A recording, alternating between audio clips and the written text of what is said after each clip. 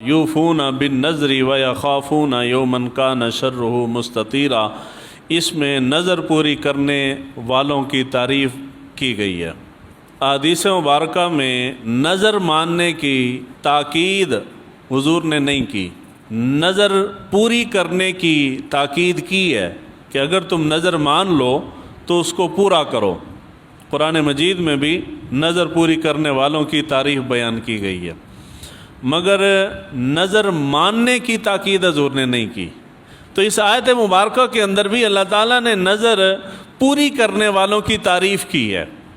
اب اس آیت مبارکہ کی تفسیر کرتے ہوئے امام ثعلبی نے کشف البیان کے اندر انہوں نے لکھا ہے کہ یہ آیت مبارکہ اہل بیت کرام کے متعلق نازل ہوئی۔ حضرت علی شیر خدا اور حضرت فاطمہ الزہرا سلام اللہ علیہ ان کے متعلق نازل ہوئی۔ واقعہ بیان کیا جاتا ہے، بڑے شد و مد کے ساتھ بیان کیا جاتا ہے۔ مقررین بیان کرتے ہیں، جب شان اہل بیت بیان کرتے ہیں تو اس کے تناظر میں یہ واقعہ بیان کرتے ہیں۔ امام حسن اور امام حسین شدید بیمار تھے، بیماری بہت زیادہ بڑھ گئی تو حضور صلی اللہ علیہ وآلہ وسلم تشریف لائے، انہوں نے دیکھا تو آپ نے حضرت علی شیر خدا سے فرمایا کہ ایسا کرو کہ نظر مان لو، تو نظر مانو گے تو اللہ تعالیٰ اس کو بہتر کر دے گا۔ تو حضرت علی شیر خدا اور حضرت فاطمہ الزہرا انہوں نے 3 دن یعنی 3 روزوں کی منت مان لی کہ جی اگر یہ ٹھیک ہو گئے تو ہم 3 روزے رکھیں گے۔ اللہ تعالیٰ کی کرنی ہوئی کہ وہ حسنین کریمین دونوں صحت یاب ہو گئے۔ جب صحت یاب ہو گئے تو انہوں نے روزے رکھنے کا آغاز کیا۔ اب جب روزے رکھنے کا آغاز کیا تو حالت یہ تھی کہ گھر کے اندر کھانے کو کچھ نہیں تھا، فاقوں کی کیفیت تھی۔ حضرت علی شیر خدا گئے، ان کا پڑوسی تھا، اس کے پاس شمون نام کا یہودی تھا، اس سے 3 سا جو آپ نے اس سے لیے ادھارے۔ وہ جو حضرت فاطمہ الزہرا نے چکی کے اوپر پیس کے کھانا وغیرہ تیار کیا گیا۔ پہلے دن کا روزہ ہے تو وہ افطاری کرنے کے لیے وہ دسترخوان پہ 5 روٹیاں رکھی گئیں، 5 روٹیاں بنائی گئیں اور 5 روٹیاں رکھی گئیں۔ جب دسترخوان پہ اہل بیت کرام بیٹھے تو باہر دروازے پہ دستک ہوئی اور سائل نے صدا لگائی کہ میں مسکین ہوں، مجھے کھانے کے لیے، اے اللہ کے نبی کے گھر والوں مجھے کھانے کے لیے کچھ دو۔ تو انہوں نے اہل بیت نے کیا کیا کہ وہ اپنی روٹیاں اٹھا کے اس مسکین کو دے دیں، روزہ پانی سے افطار کر لیا۔ دوسرا دن ہوا تو دوسرے دن پھر جب وہ کھانے کے لیے افطاری کے اوپر بیٹھے تو افطاری سے تھوڑی دیر پہلے دروازے پہ دستک ہوئی اور صدا لگانے والے نے صدا لگائی کہ میرا باپ جو ہے، میرے والد جو ہیں وہ فلاں مقام پہ شہید ہو گئے تھے، تو میں یتیم ہوں، تو میرے پاس کھانے کو کچھ نہیں ہے، تو مجھے کھانے کے لیے کچھ دو۔ تو اہل بیت نے وہ افطاری کا اپنا سامان اٹھا کے اس یتیم کو دے دیا۔ دوسرے دن پھر پانی کے ساتھ افطار کر لیا۔ تیسرا دن ہوا، پھر آخری روزہ تھا ان کی منت کا، تو پھر وہ افطار کے لیے بیٹھے تو دروازے پہ دستک ہوئی تو اس نے کہا کہ جی میں قیدی ہوں، میرے پاس کھانے کو کچھ نہیں ہے، تو مجھے کھانے کے لیے کچھ دو۔ تو انہوں نے تیسرے دن وہ اپنا کھانا اٹھا کے اس سائل کو دے دیا۔ پہلے دن مسکین نے صدا لگائی تو اس کو دے دیا، دوسرے دن یتیم نے صدا لگائی تو اس کو دے دیا، تیسرے دن قیدی نے صدا لگائی تو اس کو دے دیا۔ یعنی 3 منت کے روزے مانے تھے اور 3 دن افطاری کے وقت سائل صدا لگاتا تھا اور وہ کھانا اٹھا کے اس کو دے دیتے تھے۔ 3 دن پانی سے افطار کرتے رہے۔ حالت یہ ہو گئی تھی کہ بھوک کی وجہ سے اہل بیت کی آنکھیں اندر کو دھنس گئی تھیں۔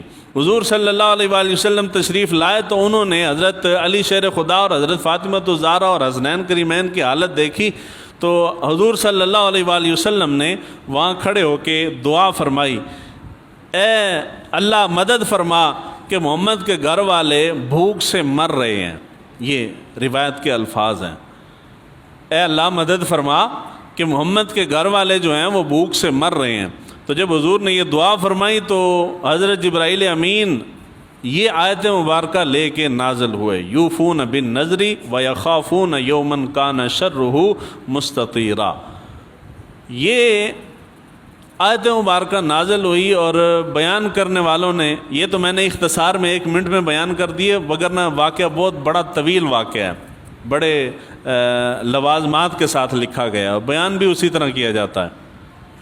مگر یہ واقعہ درست نہیں ہے، واقعہ جھوٹا ہے کہ قرآن مجید فرقان حمید کے اوپر اور دین کے اوپر سب سے زیادہ عمل کرنے والی ہستی حضور صلی اللہ علیہ وآلہ وسلم کی ذات ہے کہ حضور نے خود عمل کر کے دکھایا ہے، اور حضور صلی اللہ علیہ وآلہ وسلم کے بعد اہل بیت کرام اور صحابہ کرام دین کا اصلی نمونہ ہیں، انہوں نے خود عمل کر کے دکھایا۔ قرآن مجید فرقان حمید کی سورہ بقرہ کے اندر ہے، اللہ تعالیٰ نے ارشاد فرمایا وَيَسْأَلُونَكَ مَاذَا يُنْفِقُونَ قُلِ الْعَفْوَ، یہ قرآن کہہ رہا ہے کہ اے محبوب صلی اللہ علیہ وآلہ وسلم، یعنی اس حدیث کو رد قرآن کی آیت سے کر رہا ہوں، اس کے بعد دوسرے حوالہ جات دیتا ہوں۔ اللہ تعالیٰ نے سورہ بقرہ کی آیت نمبر 219 کے اندر فرمایا وَيَسْأَلُونَكَ مَاذَا يُنْفِقُونَ قُلِ الْعَفْوَ، اے محبوب صلی اللہ علیہ وآلہ وسلم، آپ کے صحابہ آپ سے پوچھتے ہیں کہ ہم اللہ تعالیٰ کی راہ میں کیا خرچ کریں، یعنی خرچ کرنے کا کیا زاویہ، کیا پیمانہ ہے کہ کتنا خرچ کریں۔ تو اے محبوب صلی اللہ علیہ وآلہ وسلم آپ ان کو کہہ دیں قُلِ الْعَفْوَ، جو چیز تمہارے پاس زائد ہے وہ اللہ تعالیٰ کی راہ میں خرچ کر دو۔